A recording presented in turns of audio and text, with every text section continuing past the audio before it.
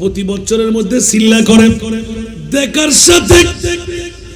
অগ্নিশর্মা তেলে বেগুনে জ্বলে উঠলো। এখন তো মুসলমানরা করে করে এই হিন্দুর বউ তো 11 শরীফের পাগল হয়ে গেল। নাউজুবিল্লাহ বলেন না। এখন ইতার ভিতরে ঢুকে না ঢুকে মনে মনে এন ভাবেন কৌশল অবলম্বন করে কি করি তারি গুরু ভুয়া করে ঠিক করছি ছোট ভুয়া এসব বুঝিল আফার তো বড় চাপ চাপ তো আসিল ফলে খেলাধুলা কত বড় বড় হইলি খেলা হয় ফোয়া করে বেতন দিব মাসিক তুমি বেতন নেবে ইন্দুয়ের বোঝাতে বড় বাড়ি যাবি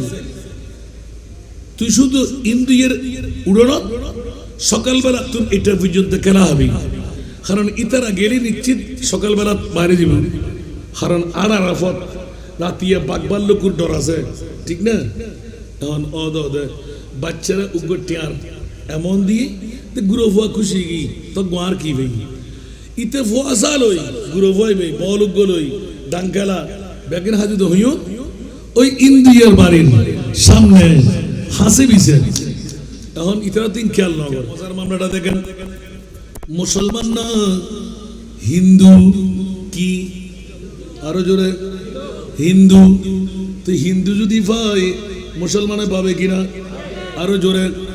হিন্দু এগানা না বেগানা বেগানা মুসলমান আরো জোরে এখন মুসলমানদের মধ্যে দুশ্মন আছে না নাই নবীরও দুশ্মন অলিরও দুশ্মন আছে না নাই দাঁড়িয়ে আছে না ফাগরি টুবি পাঞ্জাবি মিসওয়াক ঢিলা বারবার বলি না আমার লেখা এটা আবাক বা পাগড়ি জুব্বা দেখতে বড় শান মুনাফিকের বড় ভাই তারা দজ্জালের সমান উপরে তার নামাজের রোজা দেখতে লাগে কতই সোজা উপরে তার নামাজের রোজা দেখতে লাগে কতই সোজা অন্তরে তার বিষে ভরা ইবলিস ও শয়তান প্রভু দয়াবান আমার প্রভু দয়াবান আমাদের বানাইল অতি ভাগ্যবান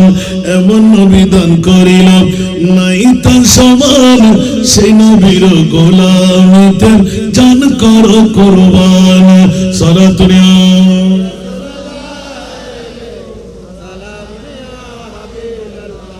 গৌসিয়তের দরজা কি বন্ধ অলির দরজা বন্ধ তো আমরা অলি জন্ম দিতে পারছি না কেন শুধু ওয়াজ শুনলে হবে এই প্রশ্নটা সবার করা দরকার না কিয়ামত পর্যন্ত অলি আল্লাহ জন্ম দেওয়া যাবে না কিন্তু কেন হচ্ছে না আমার ছেলে সোর কেন